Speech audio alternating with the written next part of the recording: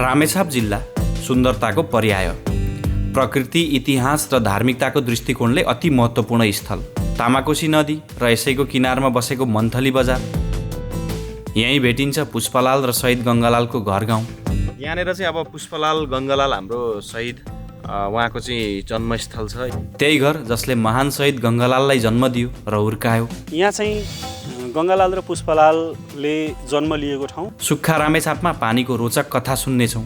पण्डितले मन्त्रोच्चारण गरेपछि चाहिँ पानी आयो र अहिले पनि त्यो पानी चाहिँ फेरि झरिरहेको छ। युवाहरू सङ्गठित हुँदाको नतिजा बिटार पार्क एउटा उदाहरणीय काम। एउटा सुक्खा मैदान जसले उद्यानको रूप लियो। त्यसै बसेका ढुङ्गाबाट मूर्तिहरू बने। ग्याग्रेन गिटीले हिमालको रूप पायो। ट्र्याक्टरको टायरबाट कमलको फुल फुल्यो। सहकार्य गर्दै गर्दै पार्क बन्यो। बजेटै चाहिएन, श्रमदानले नतिजा दियो। बिस्तारै धेरैको सहयोग जुट्यो, नभन्दै सुन्दर उद्यान तयार भयो। त्यस्तै अर्को सफल उद्यमीको कथा बोकेको चिरञ्जीवी डेरी। डेक्ची डेरीबाट सुरु भएको सानो व्यवसाय हाल उद्योग बन्यो। त्यो डेक्ची डेरीको कन्सेप्टले स्थापना गरेको र अहिले लिटर चाहिँ 2600 लिटर कारोबार। रामेछाप सदरमुकाम मन्थली घुमेर यहाँको इतिहास पनि सुन्नेछौँ। कसरी फेरियो सानो माझी बस्ती यति ठुलो सहरमा। माझी समुदायकै विशेष खानेकुरा जसलाई हामी जाँड भन्छौँ, त्यसलाई चाहिँ माझी भाषामा मुन भनिन्छ। त्यो मुन खाने ठाउँ मुन भनेको जाँड भयो, थली भनेको थलो। रामेछापको रामेछाप, पुरानो रामेछाप बजार र सदरमुकाम सारिएको इतिहास बुझ्नेछौँ। यहीँ वरिपरिको स्थानहरूको जानकारी पनि लिनेछौँ।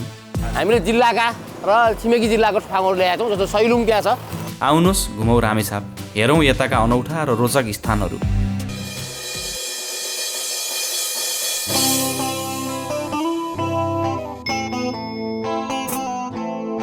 बर्दिवास काठमाडौँ जोड्ने बिपी राजमार्गमा पर्ने खुरकोट एउटा व्यस्त र चलायमान बजार क्षेत्र। अहिले हामी खुरकोटमा छौँ। यो सिन्धुली जिल्ला अन्तर्गत पर्ने खुरकोट एउटा यो क्षेत्रको प्रमुख बजार नै हो। यो नजिकैबाट जाने बिपी राजमार्ग निकै व्यस्त रहन्छ। यो एक प्रकारले हेर्दाखेरि जङ्सन पनि हो। यता रामेछापबाट चाहिँ बिपी राजमार्ग निस्किने, काठमाडौँ जाने या तल तराईको बर्दिवास लगायतका अन्य क्षेत्रहरू पुग्नको लागि मुख्य बिन्दु चाहिँ खुरकोट भएकोले निकै व्यस्त पनि रहन्छ खुरकोट। अब हामी यहाँबाट बिपी राजमार्ग छोडेर भित्रतर्फ जानेछौँ। सुनकोशी नदी पारी चाहिँ साथीहरू पर्खिनु भएको छ, रामेछापको साथीहरू। उहाँहरूसँग भेट गर्नेछौँ र यहाँका राम्रा राम्रा रमाइला अति सुन्दर दृश्यहरू हेर्नेछौँ। खुरकोट बजारबाट अघि बढियो। यता देब्रेतर्फ धुलीखेल हुँदै काठमाडौँ पुर्याउने बिपी राजमार्ग छुट्छ। हामी यहीँबाट दाहिनेतर्फ छिर्दैछौँ रामेछाप जिल्लातर्फ। यो यात्रामा रामेछापका रोचक र सुन्दर स्थानहरू घुम्नेछौँ हामी। खुरकोट नजिकै बनेको छ यो सुनकोशी नदीको पुल। योभन्दा माथिको रामेछाप र दोलखा जिल्लावासीका लागि एउटा महत्त्वपूर्ण पुल हो यो। यही माथिबाट सुनकोशी र तामाकोशी मिलेर आएको छ र यसभन्दा तल केही पूर्वतर्फ बहाव रहनेछ सुनकोशीको। पुल तरेर थोरै मात्र अघि बढेपछि देखिन्छ यो मन्थली नगरपालिकाको स्वागतद्वार। यो अघि हामी तरेको सुनकोशीको पुल, पारितर्फको हो खुरकोट बजार।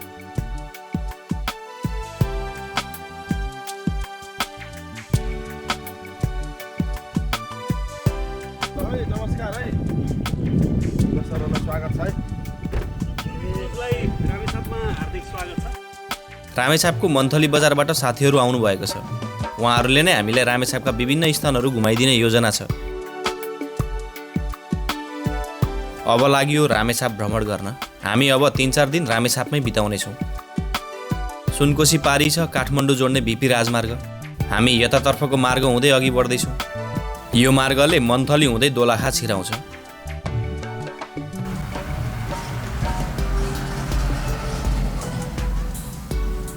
हामी खुरकोटबाट 2 किलोमिटर अगाडि आयौँ। यहाँ 2 किलोमिटर अगाडि आउने बित्तिकै हामी तामाकोशी र सुनकोशीको सङ्गम देख्न सक्छौँ। यो सङ्गमको बिचको यो डेल्टा जस्तो परेको भूभागमा चाहिँ एउटा शिवालय छ। यसलाई नर्मदेश्वर महादेव मन्दिर भनिन्छ। यसलाई त्रिवेणी पनि भनिन्छ। यो रामेछाप जिल्लाकै एउटा प्रमुख तीर्थस्थल हो। हामी यहाँबाट झोलुङ्गे पुल तरेर पारी जान्छौँ र यसको विशेषता सम्बन्धी केही कुराहरू थप सुन्नेछौँ। हामी सडकबाट केही तल झर्दैछौँ। झोलुङ्गे पुलबाट पारी पुग्न सकिने रहेछ।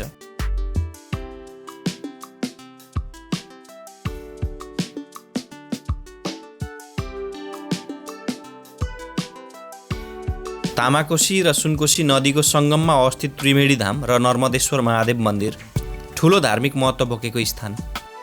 अहिले चाहिँ हामी यो नर्मदेश्वर महादेव मन्दिर परिसरमा छौँ। यो चाहिँ तामाकोशी र सुनकोशी नदीको सङ्गम स्थलमा अवस्थित रामेछाप जिल्लाको एउटा प्राचीन शक्तिपीठको रूपमा चाहिँ पूजन भइराखेको छ र यो तामाकोशी र सुनकोशी नदीको सङ्गममा भएको नाताले यो ठाउँलाई चाहिँ त्रिवेणी भनिन्छ र अधिकांश व्यक्तिहरूले चाहिँ यसलाई त्रिवेणी मन्दिरै भनेर चिन्नुहुन्छ।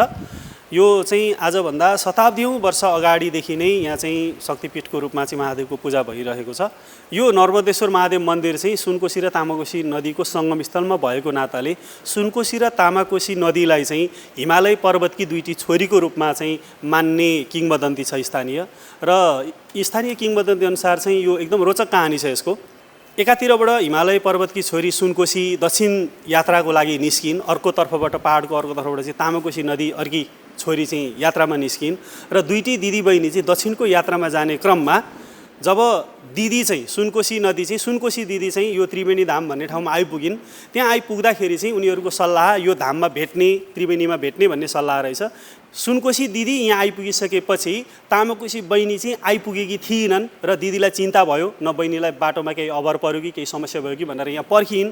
तर लामो समय पर्खिँदा पनि बहिनी नआइपुगिसकेपछि बहिनीलाई खोज्न भनेर यो त्रिवेणी धामबाट चाहिँ सुनकोशी दिदी उत्तरतर्फ लागिन् र उत्तरतर्फ लाग्ने क्रममा चाहिँ यहाँनिर एउटा रजगाउँ भन्ने ठाउँ छ। त्यो रजगाउँ भन्ने ठाउँमा पुग्दाखेरि चाहिँ बहिनीसँग भेट भयो र दिदी बहिनी दुइटै मिलेर यहाँ त्रिवेणी धाममा आइपुगेर यहाँबाट चाहिँ उत्तरबाट दक्षिणतर्फ आएका दुईटै दिदीबहिनीहरू यहाँबाट चाहिँ पूर्वतर्फ मोडिए।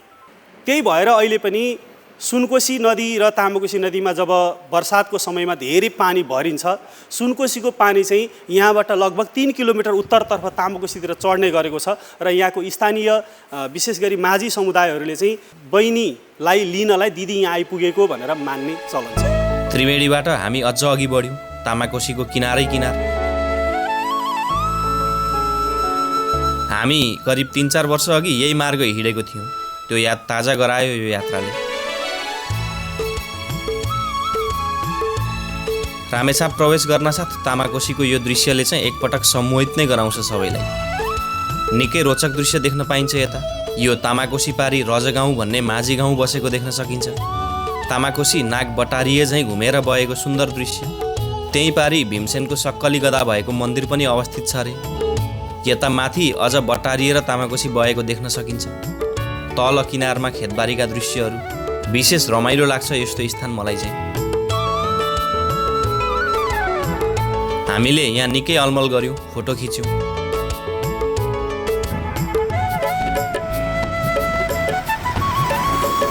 खुर्कोटबाट करिब 15 किलोमिटर यात्रा गरेपछि आइपुग्यो यो मन्थली बजार। यो रामेछाप जिल्लाको सदरमुकाम हो। निकै सुन्दर छ मन्थली बजार क्षेत्र। मन्थली नगरपालिकाको केन्द्र, जिल्लाको सदरमुकाम र प्रमुख व्यापारिक केन्द्र पनि भएकोले निकै व्यस्त रहन्छ बजार क्षेत्र। केही पुस्ता अगाडि चाहिँ यहाँका माझीहरूले आफ्नो खेतीपातीको काम गरेर डुङ्गा चलाएर फुर्सदको समयमा चाहिँ बसेर माझी समुदायकै विशेष खानेकुरा जसलाई हामी जाँड भन्छौँ, त्यसलाई चाहिँ माझी भाषामा मुन भनिन्छ। त्यो मुन खाने ठाउँ, मुन भनेको जाँड भयो, थली भनेको थलो, बसेर आफ्ना दाजुभाइसँग बसेर आफ्नो खाद्य पदार्थ खाने ठाउँ भएको कारणले त्यसलाई मुनथली भन्न थाल्यो र कालान्तरमा त्यो नाम अपभ्रंश भएर मन्थली नामाकरण भएको। 2045 सालमा पुरानो सदरमुकाम रामेछापबाट चाहिँ यहाँ सदरमुकाम सारियो। त्यो बेलामा चाहिँ मन्थलीमा चाहिँ एयरपोर्ट विमानस्थल बनिसके पछाडि पूर्वाधारको हिसाबले मन्थलीलाई अलिकति बढी विकास गर्न सकिन्छ। यो उपत्यकाको चाहिँ भूगोल अलि फराकिलो भएको कारणले गर्दाखेरि सहरीकरण जति विस्तृत रूपमा गर्दा पनि फराकिलो बनाउन सकिने भएको नाताले पनि यो ठाउँमा चाहिँ मन्थलीको रामेछाप जिल्लाको सदरमुकाम स्थापना गरिएको इतिहास छ। रामेछापको सदरमुकाम रामेछाप बजारबाट यहाँ सर्नु पूर्व मन्थलीमा बाक्लो बस्ती थिएन। तटीय क्षेत्रमा माझीहरूको बसोबास रहन्थ्यो, तर यो बजारको अस्तित्व थिएन। सदरमुकाम सर्नु र विमानस्थल पनि यही बनिनुले मन्थलीको रूपान्तरण भएको मान्न सकिन्छ। 2045 सालमा यहाँ सदरमुकाम आउनुभन्दा अगाडि मुख्य गरी मन्थलीको तल्लो तटीय क्षेत्रमा चाहिँ स्थानीय माझी समुदायहरूको चाहिँ बाहुल्यता थियो। यहाँ चाहिँ खेतीयोग्य जमिन भएको हुनाले विशेष गरी टेकानपुर, सानीमदो लगायतका बासिन्दाहरूले खेतीपाती गर्ने मात्रै जमिन थियो। जब तामाकोशीको किनारमा विमानस्थल बन्यो र स्थानीय राजनीतिक व्यक्तित्वहरूको सक्रियतामा रामेछापबाट सदरमुकाम यहाँ सारियो, त्यसपछि बिस्तारै मन्थलीले चाहिँ आधुनिकताको स्वाद चाख्न थालेको हो। करिब 2055-56 सालतिर मात्रै दोलखा हुँदै मन्थलीमा मोटर बाटो जोडिएको हो। यहाँ चाहिँ मोटर बाटो आउनुभन्दा अगाडि नै विमानस्थल चाहिँ चलिराखेको थियो र अलिकति बढी आधुनिकता चाहिँ लगभग 2060-62बाट चाहिँ बाहिरबाट विशेष गरी यो द्वन्द्वबाट विस्थापित भएर पनि मान्छेहरू सदरमुकाममा आउन थालेको अवस्था थियो र त्यसको फलस्वरूप यहीँ जग्गा जमिन किनेर यहीँ घर बनाउने भएको कारणले गर्दा यो अहिलेको आधुनिक डिजाइनका घरहरू चाहिँ लगभग 2060 सालभन्दा पछाडि मात्रै अलिक बढी विस्तृत रूपमा चाहिँ विकास भइरहेका छन्। रामेछापका अन्य धेरै स्थान जस्तै मन्थली पनि पानीको मूल विहीन स्थान हो। सुक्खा क्षेत्र हुनाले यहाँको सबैभन्दा ठुलो समस्या नै खानेपानीको रह्यो। लामो समय खोलाबाटै पानी बोकेर ल्याए स्थानीयले। हाल पनि पानी तामाकोसीकै खाइन्छ, तर लिफ्टिङ प्रविधिले घरमै ल्याइ पुर्याउँछ। तामाकोसी बाहेक यहाँ वरिपरिका क्षेत्रमा पानीको अर्को स्रोत छैन। मन्थली क्षेत्रको विगतदेखिकै समस्या भनेको खानेपानीको समस्या। रामेछाप जिल्ला आफैमा चाहिँ एउटा सुक्खाग्रस्त क्षेत्र भएको कारणले गर्दाखेरि आजभन्दा 1 दशक अगाडि मन्थलीमा खानेपानीको धेरै नै असुविधा थियो, धेरै नै गाह्रो थियो। पानीको पीडाकै कारणले गर्दा पनि मान्छे मन्थलीमा नरम्ने खालको अवस्था थियो भने आधुनिक प्रविधि भित्रिसकेपछि चाहिँ तामाकोसी नदीको तटीय क्षेत्रमा किनारहरूमा चाहिँ ठुला इनारहरू खनेर त्यहाँबाट चाहिँ लिफ्ट मार्फत पम्पको प्रयोग गरेर चाहिँ डाँडा डाँडामा पानी स्टोरेज गर्ने र त्यसलाई चाहिँ वितरण गर्ने सिस्टम छ। हाम्रो यो दायाँपट्टि एउटा रणजोर खोला भन्ने छ, यो चाहिँ माथि यो मन्थली नगरपालिकाको 4 नम्बर वडाको सिरानबाट एउटा घ्याप्चेको पहिरो भन्ने छ, त्यो चाहिँ हिउँदको बेलामा सुक्खा मौसममा सबैभन्दा धेरै पहिरो झर्ने ठाउँ। त्यहाँबाट चाहिँ हिउँदभरि पहिरो लड्ने र बर्खामा पानी परिसकेपछि त्यहाँबाट चाहिँ लेदो बगेर आएर मन्थलीको चाहिँ यो तटीय क्षेत्रलाई प्रभावित पार्ने गरेको छ, जसलाई चाहिँ हामी मन्थलीको श्राप पनि भनेर चिन्छौँ। मन्थली किन सुक्खा रह्यो त भन्ने शोध गर्दा थाहा पाइयो यहाँ पानी पर्दैन। दक्षिणका अग्ला महाभारत पर्वतले बङ्गालको खाडीबाट आउने मनसुनी वायु रोक्छ, त्यसैले न्यून वर्षात हुन्छ यता। यो वृष्टि छाया क्षेत्रमा पर्दछ। मन्थली क्षेत्र सुक्खाग्रस्त हुनुमा अर्को एउटा चाहिँ प्राकृतिक कारण भनेको यो चाहिँ रेन स्याडो एरियामा पर्छ, वृष्टि छाया क्षेत्रमा पर्छ। हामीभन्दा ठ्याक्कै दक्षिणपट्टि चाहिँ महाभारत पर्वत श्रृङ्खला छ। मनसुनी हावा आउनुपर्ने जुन रेन्ज छ त्यो चाहिँ ठ्याक्कै महाभारतले छेल्ने कारणले गर्दा विशेष गरी मन्थलीकै ठ्याक्कै केन्द्रबिन्दु बनाएर यसको आसपासको क्षेत्रमा चाहिँ वर्षातको समय पनि अत्यन्तै कम पानी पर्ने र यो मन्थली चाहिँ लगभग 450 देखि 500 मिटरको हाइटमा भएको कारणले गर्दाखेरि अलिकति बढी गर्मी क्षेत्र छ। विशेष गरी तराईतिरबाट आउने मान्छेहरू पनि मन्थलीमा आइसकेपछि तराईकै जस्तो फिल गर्ने चाहिँ यहाँनिर अलिकति गर्मीको समस्या र पानी अलिक कम पर्ने खालको समस्या मात्रै छ। मन्थली बजारलाई सफा सुग्घर राख्न असाध्य धेरै कसरत गरेको पाइयो। जनघनत्व धेरै भए पनि बजार क्षेत्र निकै सफा देखिन्छ। पार्किङलाई व्यवस्थित गरिएको छ र ट्राफिक व्यवस्था पनि अब्बल छ। मन्थली वरपर यसै आँखा दौडायौँ हामीले। यहाँ आवश्यक सम्पूर्ण सरजमको व्यापार हुँदो रहेछ। रामेछापका सहयोगी मनहरू भन्ने समूहका युवा साथीहरूसँगै छौँ हामी। यसभन्दा अघिको भ्रमणको योजना बनाउँदैछौँ मन्थलीको देवकोटा चोकमा। अब यति बेला हामी चाहिँ ठ्याक्कै मन्थलीको देवकोटा चोकमा छौँ सर। रामेछापमा चाहिँ मुख्य गरी ऐतिहासिक र पर्यटकीय क्षेत्रहरू पनि प्रशस्तै भएको ठाउँहरू छ। अब हामी चाहिँ यहाँबाट अगाडि बढेर चिसापानीको नेवारी संस्कृतिलाई कभर गर्छौँ। त्यसपछि थानापति महादेवसम्मको हाम्रो यात्रा हुनेछ। अनि त्यहाँ सँगसँगै त्यो यात्राको क्रममा चाहिँ चिसापानी गढी हामी कभर गर्छौँ। अनि गङ्गालाल र पुष्पलालको जन्मस्थान भङ्गेरीसम्म हामी पुग्छौँ। यहाँबाट पुरानो सदरमुकाम रामेछाप पनि जान्छौँ र सम्भवतः यो यात्रामा सबै अनुकूल भयो भने हामी रामेछापको चाहिँ उत्तरी क्षेत्र हिमालको काखतिर पुगेर विशेष गरी गर्ज्याङ, ठोसे र बाम्ती भण्डारसम्मको क्षेत्र चाहिँ कभर गर्ने योजनामा छ। 3 खण्ड हुने भयो सर। एउटा भनेको यो थानापति तर्फको हुने भयो भने अर्को रामेछाप तर्फको र एउटा चाहिँ उत्तरी हिमालको काखतिरको चाहिँ हामी लिन्छौँ। देवकोटा चोक छेउमै यसरी चित्र र सङ्केत देखाइएको छ। पर्यटकलाई सहज होस् भन्ने हेतु निकै राम्रो लाग्यो यो तरिका। सबै स्पष्ट हुने यही हेरेर। हामी चाहिँ अहिले रामेछाप जिल्लाको राजधानी सदरमुकाम केन्द्र यो मन्थलीको देवकोटा चोकमा छौँ र यो 0 किलोमिटर पोइन्ट मानेर चाहिँ हामीले जिल्लाका र छिमेकी जिल्लाको ठाउँहरू ल्याएका छौँ। जस्तो सैलुङ त्यहाँ छ होइन, बाम्ती भण्डार छ 77 किलोमिटर छ भने 77 किलोमिटर भने उमाकुण्ड गाउँपालिका 65 किलोमिटर छ होइन। पूर्वी सिमानादेखि पश्चिम सिमानामा चाहिँ यो चित्रमा समेटिएको छ। मन्थली नगरपालिकाको पूर्वदेखि पश्चिमसम्मको भागहरू चाहिँ एकै ठाउँमा देखाउन सक्ने परिकल्पनाका चाहिँ हामीले गरिरहेका छौँ यसमा। मन्थली घुमिराख्दा एउटा उद्यम या भनौँ व्यवसायले चाहिँ निकै आकर्षित गर्यो हामीलाई। यो डेरी उद्योगले शून्यबाट सुरु गरेर उपलब्धि हासिल गरेको सफल कथा। चिरञ्जीवी डेरी जसले डेक्ची डेरीबाट काम सुरु गर्यो, उद्योगका निम्ति चाहिने कच्चा पदार्थ अर्थात् दुध पर्याप्त नहुँदा उत्पादन गर्ने बाटो खोजिदियो।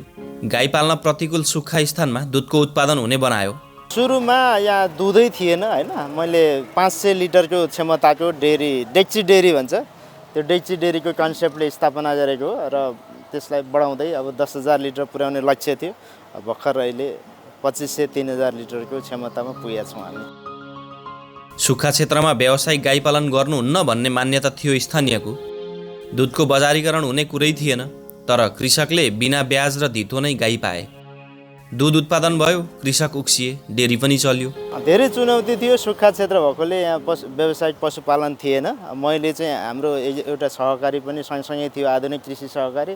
त्यो सहकारी मार्फत ऋण प्रोभाइड गरेर त्यसको ब्याज चाहिँ मैले तिर्ने, बिना धितो र बिना ब्याज लोन प्रोभाइड गरेर जर्सी गाईहरू भित्राउने चाहिँ एउटा उत्प्रेरणा दिएर किसानहरूले त्यो गाई भित्राउनु भयो। 1 वर्षसम्म मैले ब्याज तिरेँ। त्यसपछि गाईमा केही प्रमोट भएर साथीहरूले गाई पाल्न लाग्नुभयो। एउटाले अर्कोले पाल्दै जाँदाखेरि अनि त्यसपछि गाईहरू भित्रन लाग्यो। अहिले झन्डै 400 गाई चाहिँ यो एरियामा छन्। वस्तु उत्पादन भएपछि माग बढ्छ या माग बढी भएर वस्तु वा सेवाको उत्पादन गरिन्छ। व्यवसायीका आफ्नो फरक रणनीति हुनसक्छ, तर यहाँ चाहिँ मागलाई ध्यानमा राखेर होइन, सेवा उत्पादन गरेर माग बढाइयो। पनिरको चाहिँ ग्राहक बनाउन धेरै गाह्रो भयो। पनिर चिन्नु भएकै रहन्छ। दही चाहिँ यहाँ एकदमै अभाव भएकोले दहीलाई अलिक सजिलो भयो र लस्सीलाई ब्रान्डको रूपमा हामीले मन्थली गए चाहिँ लस्सी खानुपर्छ भन्ने एउटा ब्रान्डको रूपमा स्थापना गऱ्यौँ।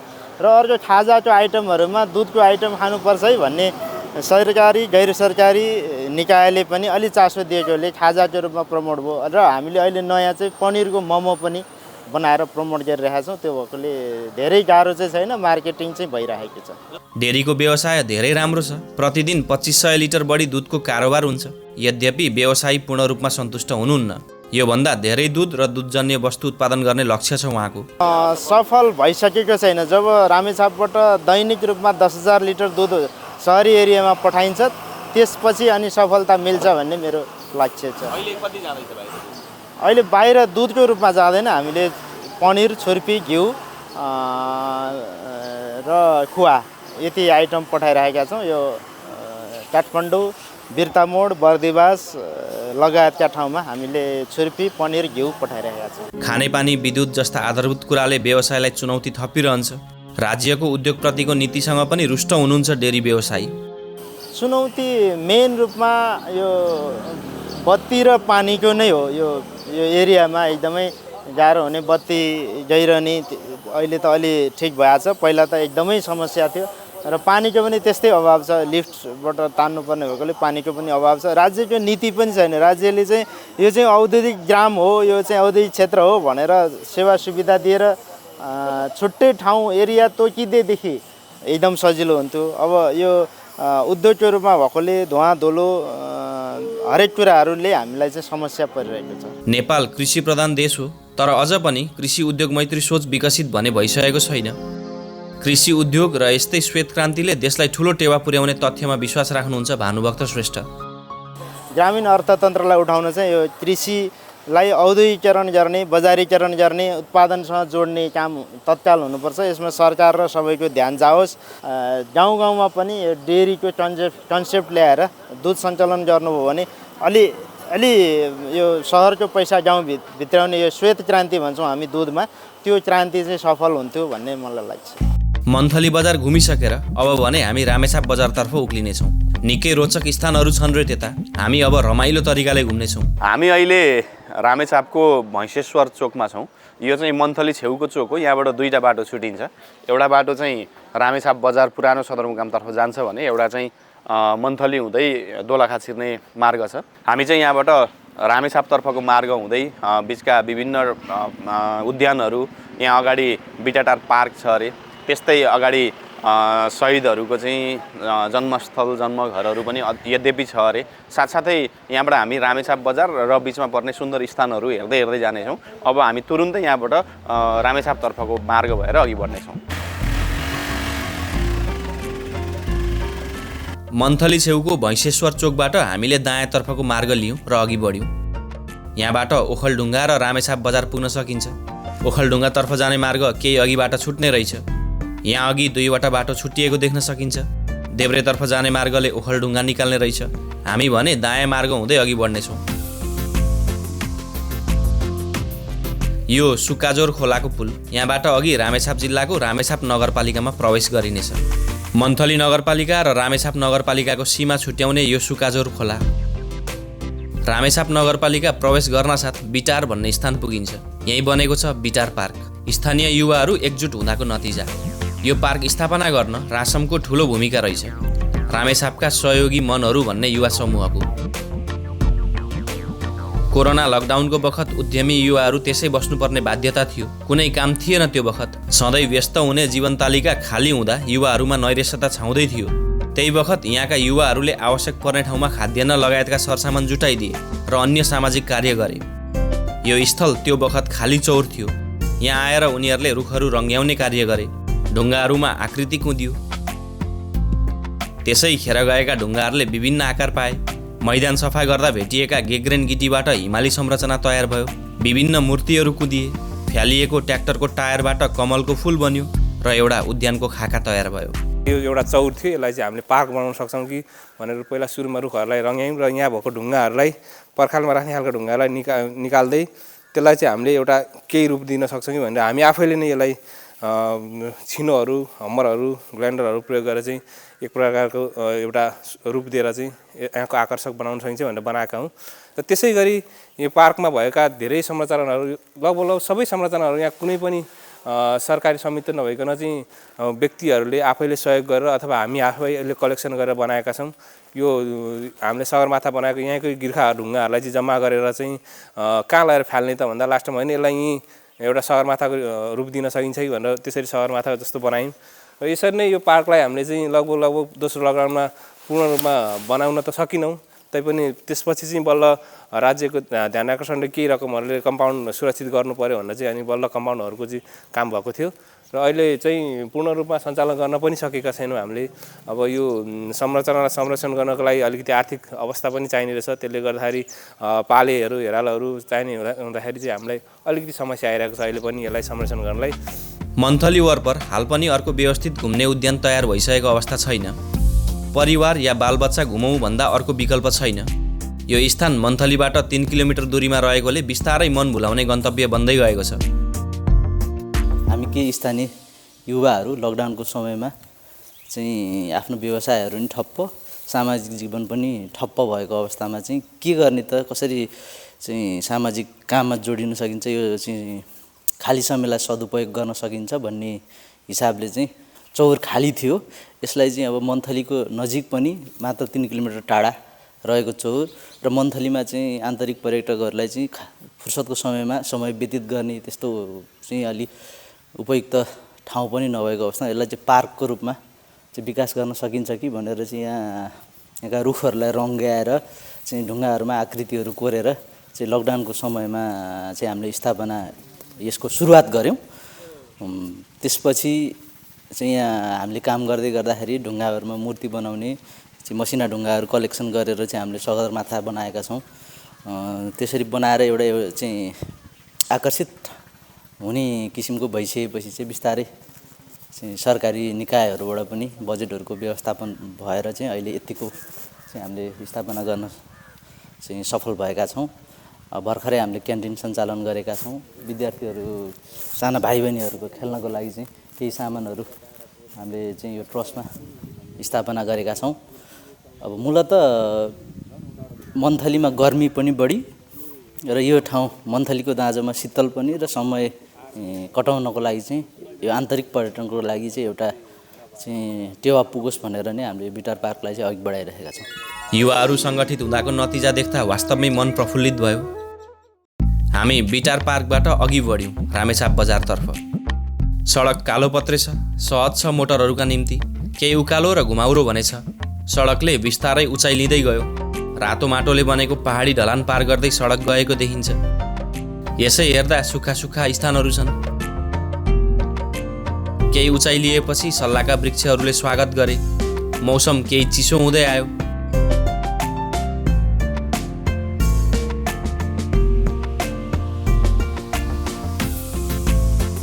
हामी भङ्गेरी भन्ने स्थान आइपुगेका छौँ। यहाँ अघि पुरानो घर र मन्दिर देखिँदैछ। यहीँ छेउमा पँधेरो पनि छ। एकछिन हेरेर अघि बढ्नु पर्ला। यहाँ मेहर ध्वज सेवा समितिद्वारा निर्मित मन्दिर छ। पुरानो घर संरक्षित गरिएको छ। यहाँ पँधेरो छ। एकजना दिदी कपडा धुनुहुँदैछ। एउटा पँधेरो सुक्खा छ, अर्कोबाट भने सानो पानी खसिरहेको देख्न सकिन्छ।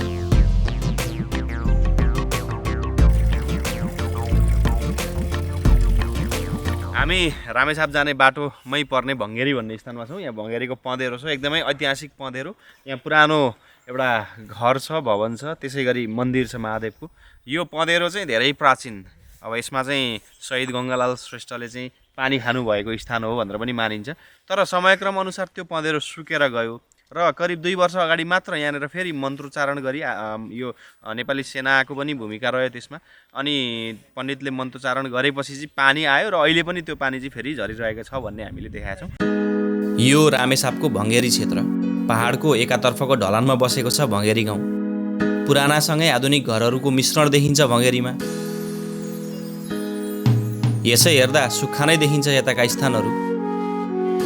यहाँ जुनारको उत्पादन चाहिँ उल्लेख्य मात्रामा हुने गर्छ।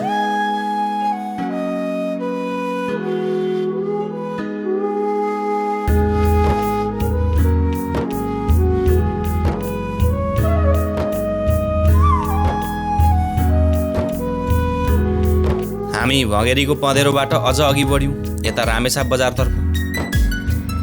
रामेछाप बजार घुमेर मन्थली नै फर्किने योजना छ आजको। केही अघि बढ्न साथ यो बोर्ड देखियो, पुष्पलालको जन्मस्थल लेखिएको। हामी भङ्गेरीको त्यो धारापानी पँधेरोबाट केही अगाडि आयौँ, झन्डै 1 किलोमिटर त्यति पनि आइएन होला सायद। यहाँनिर चाहिँ अब पुष्पलाल गङ्गालाल हाम्रो शहीद उहाँको चाहिँ जन्मस्थल छ। यहाँ पछाडि पुराना घरहरू पनि देखिँदैछ। गङ्गालाल र पुष्पलाल दाजुभाइ हुनुहुन्थ्यो। गङ्गालाल श्रेष्ठ राणा शासन विरुद्ध लडेर आफ्नो जीवनको आहुति दिने 4 शहीद मध्ये एक हुनुहुन्छ। उहाँको जन्म विक्रम सम्वत 1975 यसै स्थानमा भएको थियो। बुबा भक्तलाल र आमा तुलसी माया श्रेष्ठ उहाँको जन्म हुँदा यहीँ बसोबास गर्नुहुन्थ्यो। गङ्गालालले बाल्यकाल यहाँ बिताएर कोलकातामा 3 वर्ष अध्ययन गर्नुभयो। 1994 दरबार हाइस्कुलबाट प्रथम श्रेणीमा एसएलसी पास गरेर त्रिचन्द्र कलेजमा आइएससी अध्ययन गर्नुभयो। गङ्गालाल श्रेष्ठले सुरुमा राणा शासन विरुद्ध वकालत गर्ने र पछि प्रजा परिषदको गतिविधिमा सक्रिय रूपमा सामेल हुनुभयो। उहाँलाई 1997 राणा सरकारले पक्राउ गर्यो। माफी मागे ज्यान बचाइदिने प्रलोभन देखाइयो। केही गर्दा पनि गङ्गालालले हार नमानेपछि 1997 माघ 15 गते शोभा भगवतीमा झुन्डाएर गोली हानी मृत्युदण्ड दिइयो। यो त्यही स्थान हो जहाँ यस्ता महान शहीद गङ्गालाल श्रेष्ठको जन्म भएको थियो। यहाँ चाहिँ गङ्गालाल र पुष्पलालले जन्म लिएको ठाउँ र बाला पनि यहाँ बिताएको ठाउँ। उहाँहरूको पिताजी चाहिँ पहिला रामेछापमा सदरमुकाम हुँदा अड्डा हुँदाखेरि यहाँको अड्डाको चाहिँ सुब्बा हुनुहुन्थ्यो र उहाँहरूको स्थायी यहाँ रामेछाप नभए पनि उहाँहरू जागिरको सिलसिलामा उहाँको बुवा यहाँ आउनुभएको र यही भङ्गेरीको यहाँनिर एउटा घर, पुरानो खण्डहर भएको ठाउँमा एउटा घर थियो। त्यो घरमा उहाँहरू बस्नुहुन्थ्यो र परिवारसहित रामेछापमै बस्ने क्रममा चाहिँ उहाँहरूका विशेष गरी भक्तलाल श्रेष्ठ, उहाँको बुवा भक्तलाल श्रेष्ठका 2टा छोराहरू गङ्गालाल र पुष्पलाल यहाँ जन्मिनु भएको। त्यो नाताले पनि नेपालको राजनीतिक इतिहासमा प्रजातन्त्र ल्याउनका लागि सङ्घर्ष गरेर बलिदान दिने महान शहीद गङ्गालाल श्रेष्ठको जन्मस्थान पनि भएको नाताले र नेपाल कम्युनिस्ट पार्टीका संस्थापक महासचिव पुष्पलाल पनि यही ठाउँमा जन्मिएको नाताले यो चाहिँ रामेछापको एउटा ऐतिहासिक महत्त्व बोकेको ठाउँ हो। यसलाई चाहिँ अहिले प्रदेश सरकार, सङ्घीय सरकार र स्थानीय सरकारको पनि पहल कदमी र लगानीमा चाहिँ यहाँनिर एउटा बृहत पुष्पलाल स्मृति पार्क बनिरहेको छ। अहिले चाहिँ यो अन्डर कन्स्ट्रक्सन अवस्थामा छ र रामेछाप आउँदाखेरि चाहिँ विशेष गरी राजनीति र नेपालको राजनीतिक परिवर्तनसँग सम्बन्धित इतिहास जान्न चाहने मान्छेहरू, बुझ्न चाहने मान्छेहरूका लागि चाहिँ यो एउटा ऐतिहासिक पर्यटकीय स्थल पनि हो भङ्गेरी। त्यसमाथि पनि यो क्षेत्र चाहिँ यो जुनार पकेट एरिया पनि पर्छ। रामेछापको सबैभन्दा मुख्य उत्पादन जुनार, जुन रामेछापलाई चाहिँ जुनारको राजधानी पनि भनिन्छ, यो क्षेत्रमा चाहिँ जुनार बगैँचाहरू पनि प्रशस्त छ। अत्यन्तै शीतल ठाउँ। यसको नजिकै चाहिँ रामेछाप जिल्लाको पुरानो सदरमुकाम रामेछाप बजार पनि पर्छ र म चाहिँ यो भिडियो मार्फत रामेछाप आउने महानुभावहरूलाई चाहिँ यो एउटा इतिहास बोकेको ठाउँमा आएर भ्रमण गरिदिन म अनुरोध गर्छु।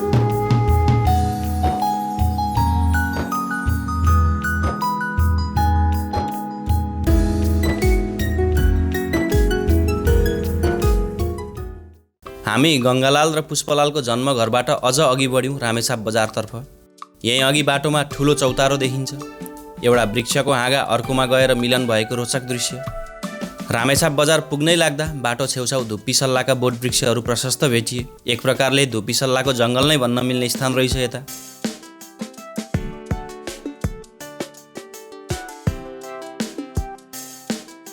यो हो रामेछाप बजारको मुख्य सहरी क्षेत्र। यहीँ अघि रामेछाप नगरपालिकाको कार्यालय छ। खाना खाने होटलहरू र अन्य व्यावसायिक पसलहरू प्रशस्तै छन् बजारमा।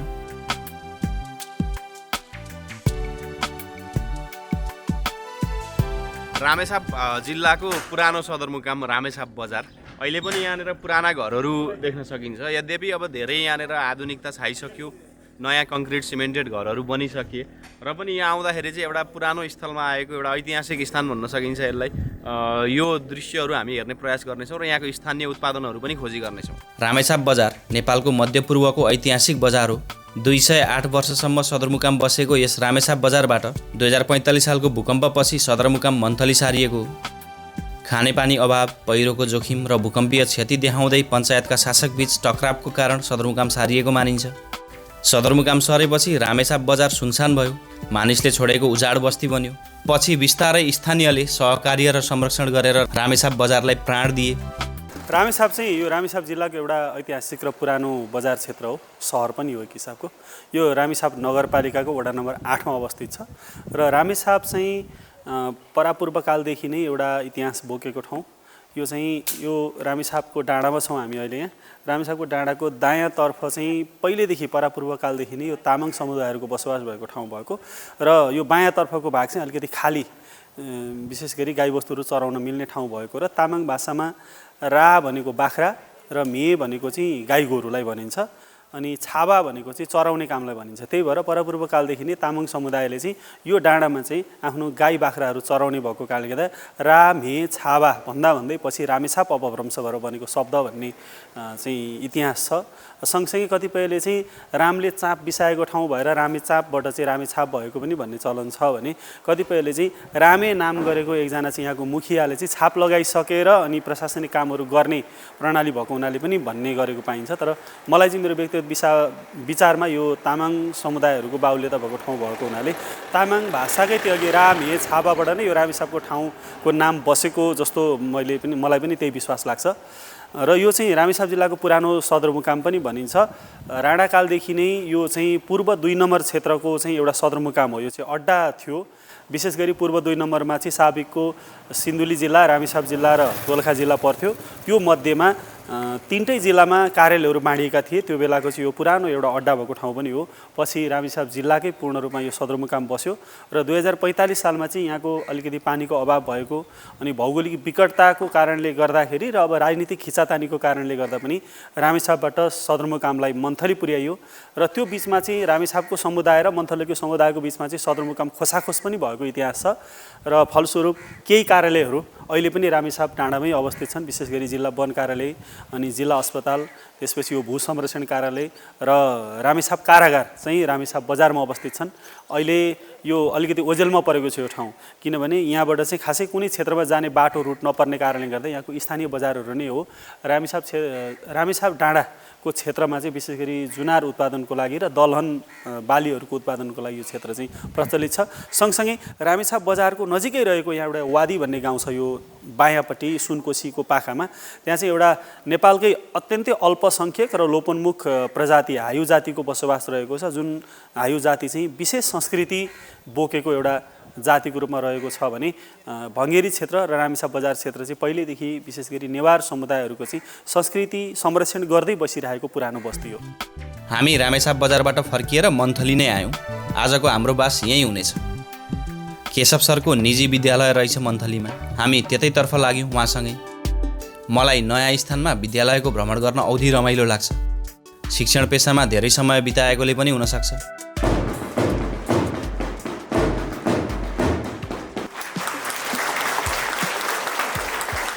मेरो पनि सिकाइ नै रहने जस्तो यो यात्रा भनेको मेरो अनुभव चाहिँ के भने यात्राबाट धेरै कुरा सिकेको रहेछ। मन्थलीमै रहँदा हामीले मन्थली नगरपालिकाको भ्रमण गर्न पनि छुटाएनौँ। मन्थली नगरपालिकाभित्र भएका प्रमुख पर्यटकीय गन्तव्यहरूलाई चाहिँ एउटा डिपिआर तयार गर्ने, त्यो डिपिआर तयार गरिसकेपछि हामीले 14 वडाको पर्यटनको हिसाबले जुन ठाउँमा अगाडि बढेको छ त्यसको पनि सबै विवरणहरू लिएर एक खालको एउटा किताब बुकलेट निकाल्ने। बुकलेट निकालिसकेपछि त्यसले नै यो स्थानीय लेभलमा यो आउने पर्यटकहरूलाई चाहिँ त्यसको आधारले उहाँहरू जानुहुन्छ र त्यसको व्यवस्थापन गर्न सकिन्छ भनेर यो खालको तय गरेका छौँ। यहाँ जात जातिको कुरा गर्ने भने माझी, नेवार, मगर लगायतका विभिन्न जात जातिहरू छन्। बाहुन, छेत्री सबैको आफ्नो कला संस्कृतिहरू छन्। विशेष गरी हामीले यो माझीहरूको कलालाई चाहिँ संरक्षण गर्न सकियो भने पर्यटक आउँदा त्यो ठाउँमा एक दिन बसेर उहाँले त्यो हेर्नुभयो भने माझी जातिकै म्युजियम बनाउन सकियो भने। दर्शकवृन्द, मन्थली र रामेछाप बजार सेरोफेरो घुमिसकेर अब भने हामी रामेछापको अन्य रोचक स्थानहरू जाने तयारी गर्दैछौँ। भिडियो कस्तो लाग्दैछ प्रतिक्रिया अवश्य दिनुहोला। अर्को भिडियोमा नयाँ स्थान लिएर आउने नै छौँ। तबसम्मका निम्ति म सचिन नेउपाने लगायतका सबै टिम बिदा माग्छौँ। धन्यवाद, नमस्कार।